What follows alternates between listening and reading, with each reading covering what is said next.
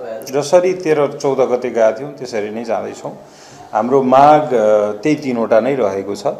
एउटा, यसमा जिम्मेवारपूर्वक यसको लागि आवश्यक अनुसन्धान गर्नको लागि गृहमन्त्रीज्यूले यथेष्ट त्यसको स्थान छोडिदिनुपर्छ र यसको लागि अरूलाई छानबिन गर्नको लागि आफू पछि हटेर स्पेस दिनुपर्छ भन्ने हो राजीनामा दिएर। त्यसै गर्दा अभियोग र प्रश्न गृहमन्त्रीज्यूमा उठेकोले गर्दा गृहमन्त्रीज्यूले आएर जवाफ दिने होइन। परिवारको कुनै सदस्यमा प्रश्न उठ्दै गर्दाखेरि अभिभावकले आएर जिम्मेवारी लिन्छ कि अबदेखि अनुशासन रहने छ है भनेर। त्यसैले गर्दा अहिले सरकारको अभिभावकको रूपमा रहनु भएको सम्माननीय प्रधानमन्त्री केपी शर्मा ओलीज्यू आएर सदनमा मेरो मन्त्रीहरूले बदमासी गरेको छ कि छैन, छ भने अनुसन्धानमा सघाउने छु, छानबिन समिति बनाउन सघाउने छु भनेर त्यस्तो किसिमको एउटा जिम्मेवारीपूर्वक अभिभावकत्व निर्वाह गरेर त्यहाँ उपस्थित भएर उहाँले बोल्नुपर्छ भन्ने दोस्रो बुँदा।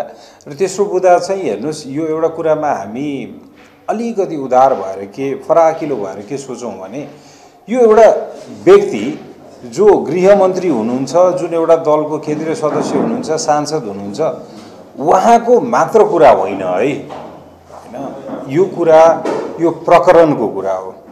देशमा यसरी दैनिक रूपमा केही मान्छेहरू ठगिरहेका रहेछन्, ठग्न बाध्य भइरहेका रहेछन् र ज्यान जोखिममा राखेर बाहिर, हैन, गलत र यसलाई अनौपचारिक तवरले बाहिर गइरहेका रहेछन्। त्यसलाई रोक्नुपर्छ, त्यो नियन्त्रण गर्नुपर्छ भन्ने हाम्रो माग त्यो हो। हामी त्यतातिर केन्द्रित छौँ।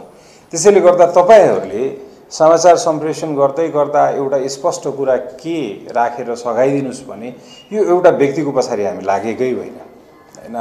यो ठाउँमा रमेशजीको ठाउँमा अरू कुनै हुनुभएको भए मान्छे विदेश गएको कुराको विरोध गरे हो र हामी होइन नि। मान्छे पैसा तिरेर ठगिएर विदेश गएको भन्ने कुराको विरोध गरे हो, हैन। त्यो बेलामा चाहिँ झन् धेरै मान्छे गयो भन्ने कुराले यो पनि देखाउँछ कि सहजै जान सकिन्दो रहेछ त्यो बेला। विश्वसनीय, जवाफदेही र पारदर्शी पत्रकारिता सेतुमसी.com